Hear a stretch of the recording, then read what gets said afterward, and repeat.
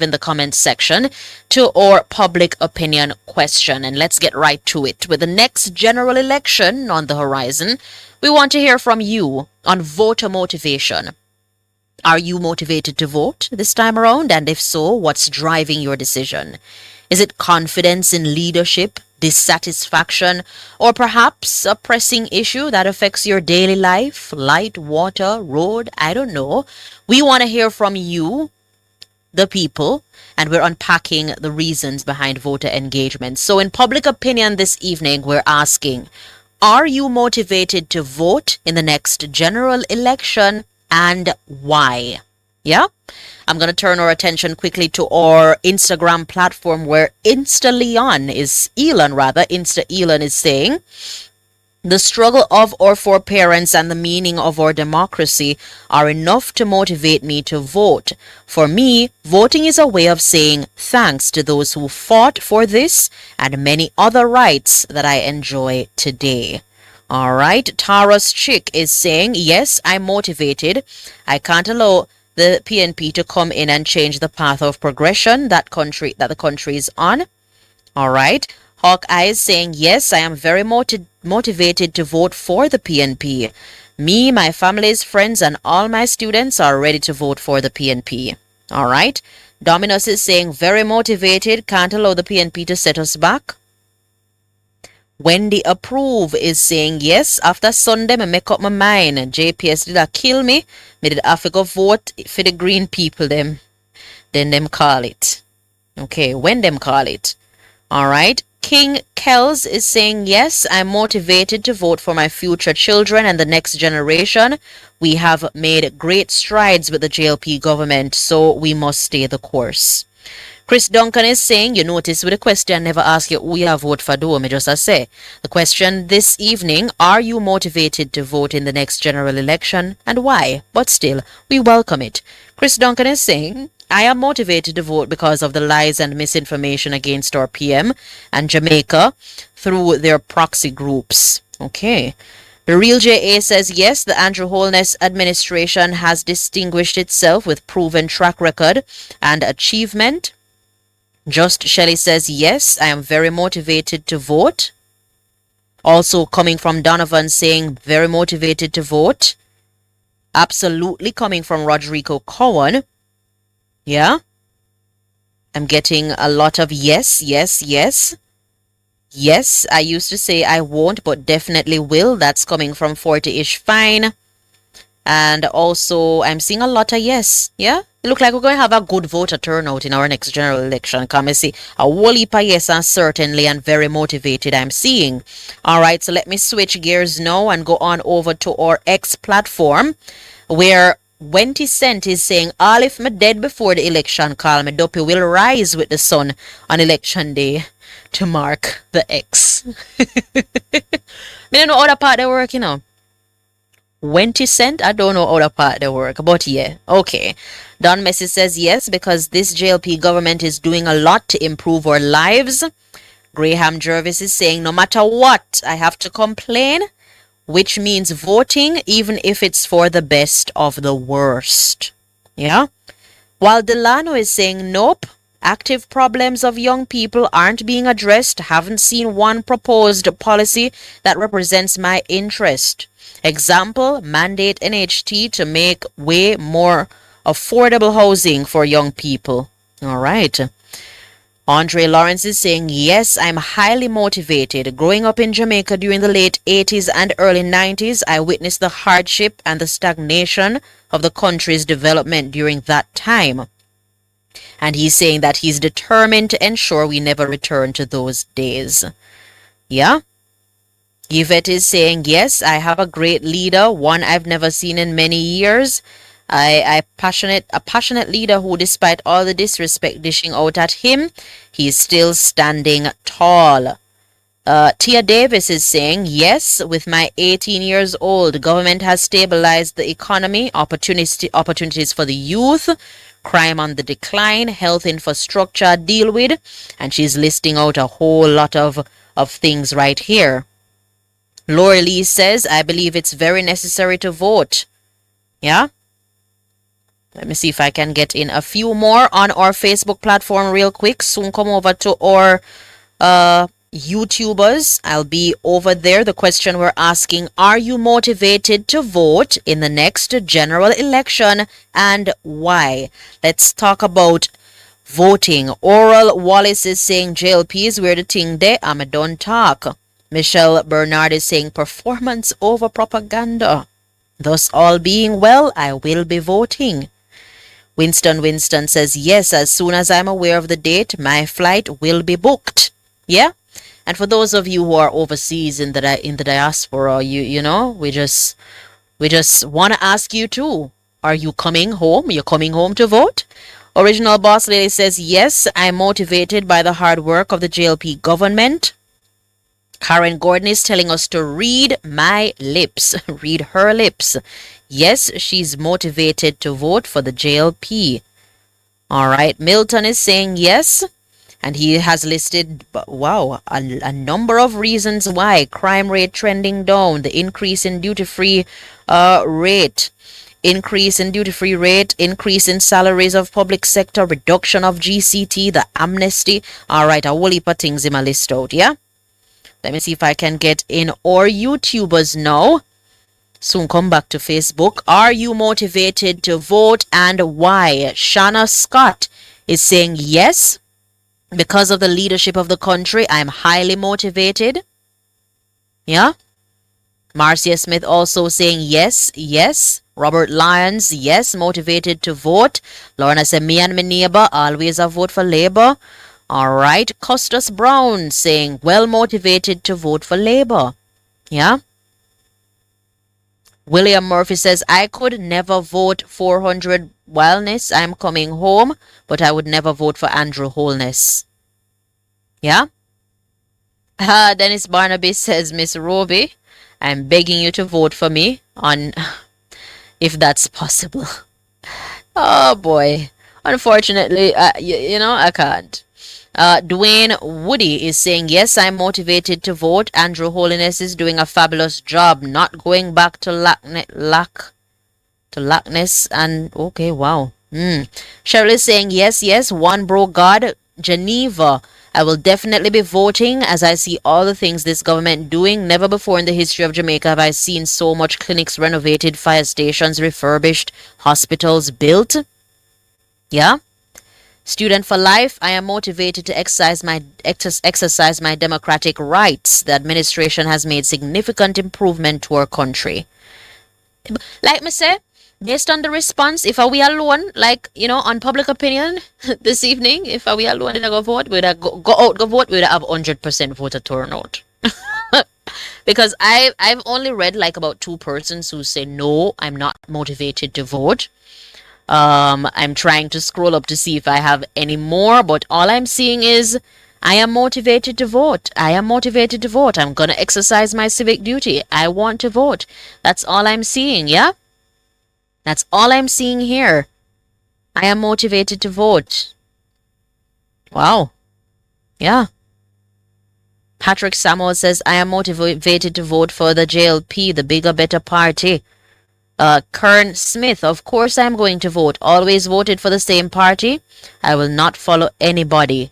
PP is saying that I'm coming home to vote for the JLP. Samantha Gordon says, yes, very motivated by Andrew to vote.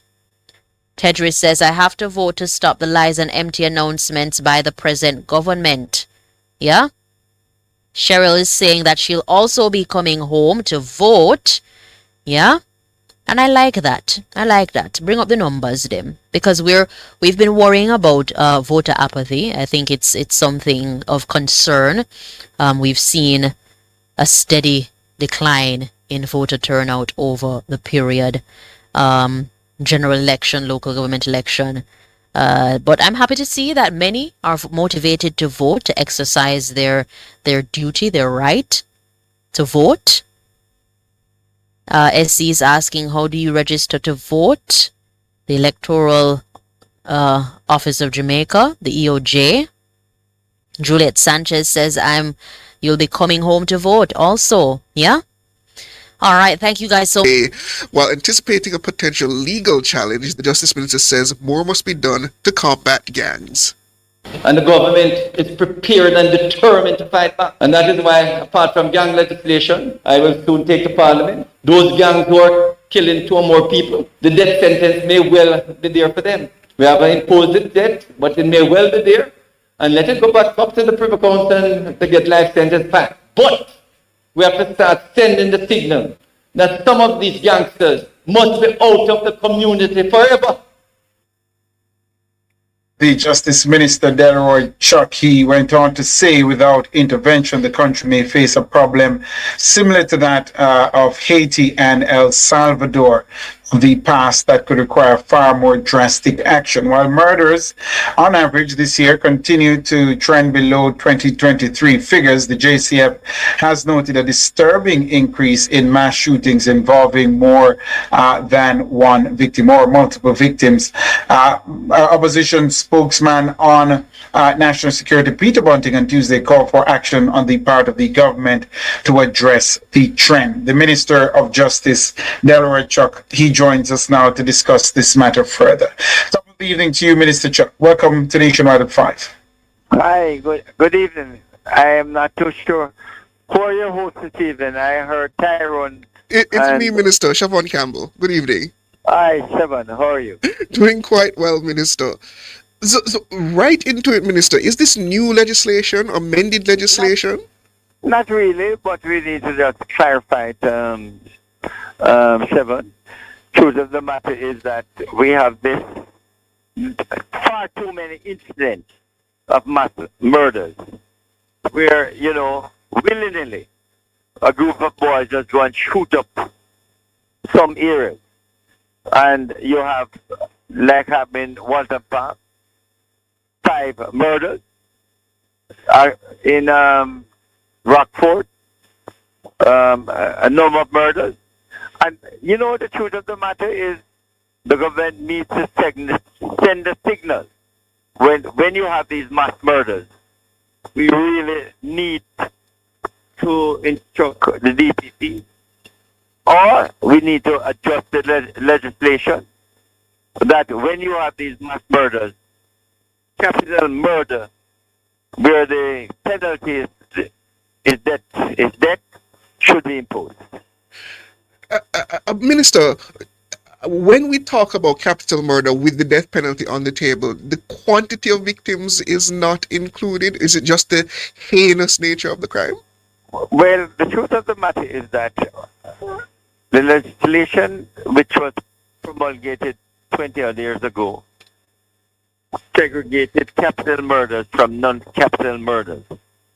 In relation to capital murders, we have outlined several instances where once you're charged and it could be capital murder, then it's not clear. And let me be very frank. But one of the things we want to do is to make it very clear that if you engage in mass killing, 2 or more murders, like in these gang warfare, then it must be capital murder, and the sentence must be death or life imprisonment without parole. So this would be similar to the mandatory minimums that were recently put in place for certain capital offenses? That is correct. So that in the past, we have had where a number of instances, such as where you kill a judicial officer, you kill during the course of a robbery, and these are capital murder. We want to make it very clear that if you engage in the killing of 2 or more persons in mass murders, then the charge and the indictment and the sentence should be death sentence or life imprisonment without parole. Minister Chuck, how confident are you? Because the law remains on the books. It has been that way for years, and no one is being hanged for these Well, capital crimes. And in 2016, I'm looking at an article here in 2016, Minister, posted by Nationwide News Network, in the immediate aftermath of your then cabinet colleague, Robert Montague, who was National Security Minister, asking the then State Minister, Colonel Charles Jr., to determine whether there are any legal impediments to the resumption of hanging. You addressing a gathering said at the time, Minister, that that this whole thing of resuming hanging might not be possible because let me read a quote here from the article. Mr. Chuck says there are unsurmountable legal barriers to hanging being resumed in Jamaica. He says these barriers include delays in disposing of cases and appeals by special interest groups. Have things changed, Minister, or do you still hold this view? no, to be frank with you, when we decide that we should have the death penalty, we should ensure that all the legal processes, all the human rights conditionalities are complied with. So that I agree. Before you can impose the death penalty on someone, it's very important that the processes should be engaged and Absolutely. I didn't get from it that you were suggesting otherwise, Minister. But what I'm saying is your view no, in no, 2016 was nothing that different. these Nothing barriers are insurmountable, that we can't get around them. So, read another way, meaning we really won't be able to resume hanging. So, why would we advance it now for mass shootings and killings if you are of the view that these barriers remain insurmountable? No, the truth of the matter is that sometimes you have to just, go and ensure that it is done. Because these mass killings are so, they happen so often that it may not be a bad idea that notwithstanding that we have not had the death penalty since 1988, it may well be that if you do it every now and then, it will send the right signal. And that is why, although quite, I will say personally, I'm against the death penalty. But if you impose it every now and then, it may well send the right signal so that we can cut out these mass killings, especially from the gangs who feel that they have nothing to stop them from engaging in these mass killings. I'm completely sympathetic towards what you're putting on the hold table. that thought, Tyrone. We're up on a break. I was saying, Minister, I'm completely sympathetic to the argument you're advancing in terms of putting forward a legislative deterrent for mass killings. I completely understand where you're coming from, but if the legal barriers, as you suggested in 2016, are insurmountable, yeah, to resume hanging. For example, are we at the place now where we can exhaust all the legal steps that are available to those who are so accused and convicted? The trials, the speedy trial, a speedy appeal process, because we still have issues with regards to transcripts and whatnot. If are we able to navigate the steps now allowed for under law without breaching that Pratt and Morgan ruling that says if they wait for a certain number of years, it now becomes inhumane. You can't execute them again.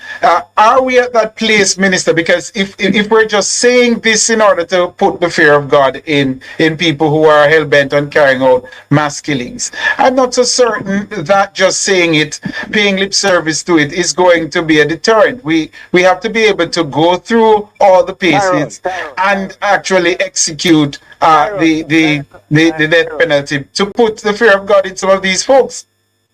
Tyrone, cut to the chase. Yes. We have to get to a situation, where the people are fed up with the amount of killing and mass killings in this country. It's happening in El Salvador.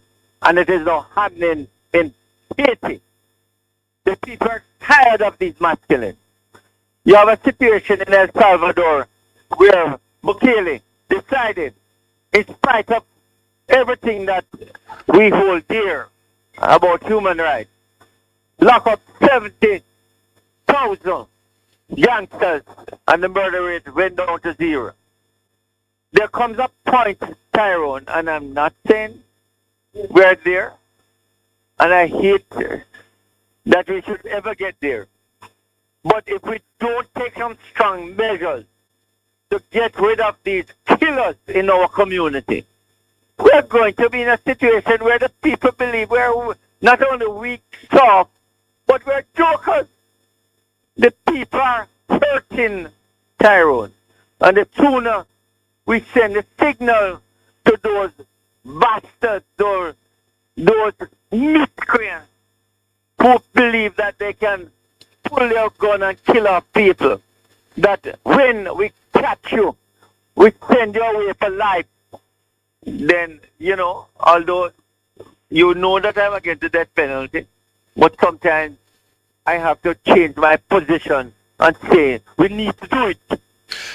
But Minister, I'm surprised by your tone because I recall not too long ago you had spoken out against that El Salvador model, suggesting that it's not something you'd want to see pursued here in Jamaica.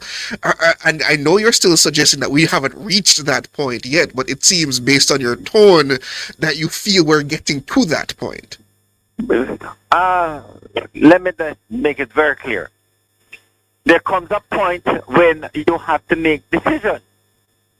And if the gangs in this country feel that they can take control of communities and kill as they feel that they can, then the government of this country, the Prime Minister and the Minister of Justice and the Minister of National Security may well have to lock up a whole heap of people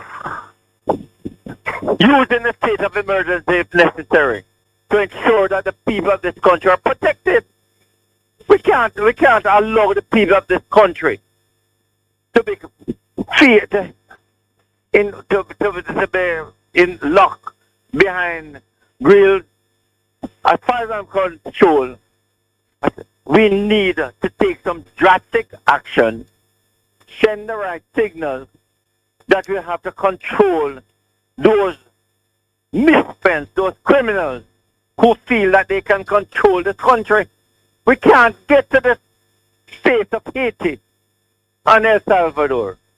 We must take action. And believe me, the Prime Minister, and I've heard him in small gatherings and in big gatherings, it's about time we send a signal that Jamaica must be a peaceful place. I hear the frustration, Minister, and I share it. Yeah, I share the frustration. Jamaica is we kill way too many people, and some of these hoodlums need to understand that we're not going to be accepting of that. I hear and understand the frustration, but if we're going to do it, Minister, if we're going to go the route of saying we're going to try to utilize, is the justice system, which is really what I'm asking you, at the place where it can take these various steps that are available to individuals quick enough for the death penalty to be implemented? Is the justice system at that place now? Let me just make the point very clear. I think we have to overcome the niceties. No one can ever complain that Delroy Chuck has not engaged in all the niceties, all the nuances of what is right and what is wrong. But we're at a stage where the criminal gangs have gone past the niceties, and it's about time we overcome the niceties and say, where you engage in mass killings, we have to deal with you. Bukele in El Salvador had to deal with that. We have a challenge in Haiti now that if we don't deal with the gangs in Haiti, Haiti will be a basket case and Jamaica cannot get to that stage. The Prime Minister is determined and the government is determined that the gangs in this country must be dismantled, and where we catch them and we can get the evidence to deal with them. Either we have to the death penalty or we put them away for life.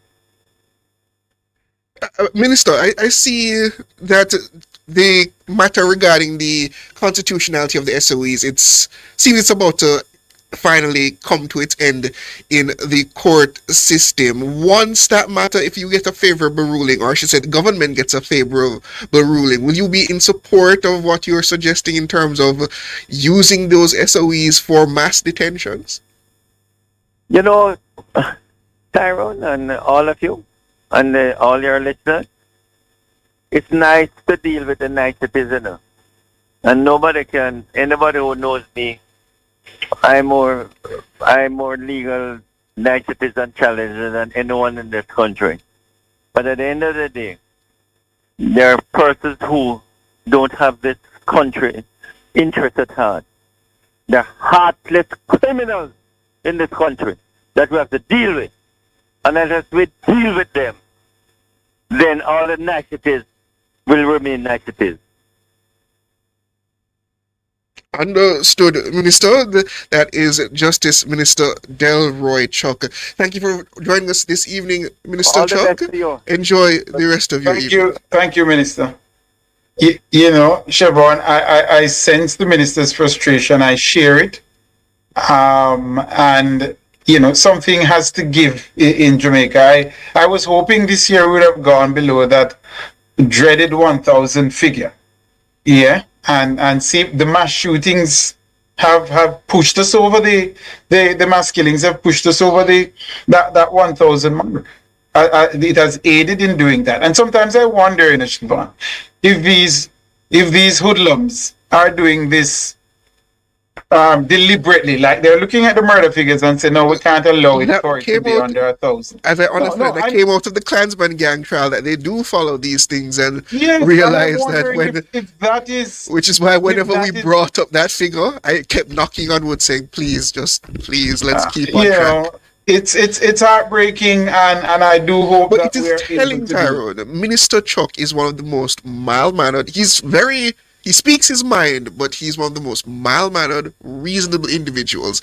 If he has reached this point of frustration, and I can imagine that the cabinet, as in the governance of Jamaica, has reached that point of frustration, the headspace of where the Jamaican people are, I can only imagine where their point of frustration is at this point. Which is why they're advancing these strong measures. And the truth is, Siobhan, all of us should. I've had enough for a long time now. You know, it's not today. I've had enough of us killing each other like this, and people just getting away with it. But the police are doing a better job now. Yeah, but we still need improvements there. But the truth is, Siobhan, we cannot solve this crime problem with niceties alone in Jamaica. It's going to take some tough situation. The murder problem is so metastasized that it will require invasive surgery to cure it. That is Which where we is are what now. the minister is suggesting. The notion that it's going to ordinary policing can do it. We've long gone past that, my brother. Which is what the minister is suggesting. Absolutely. Well, we'll see what comes in the coming days. As I said, that matter regarding the constitutionality of the SOEs, it's winding its way now through the courts. I expect that it won't be too long before we get a ruling one way or the other, and we'll see what comes after that. But that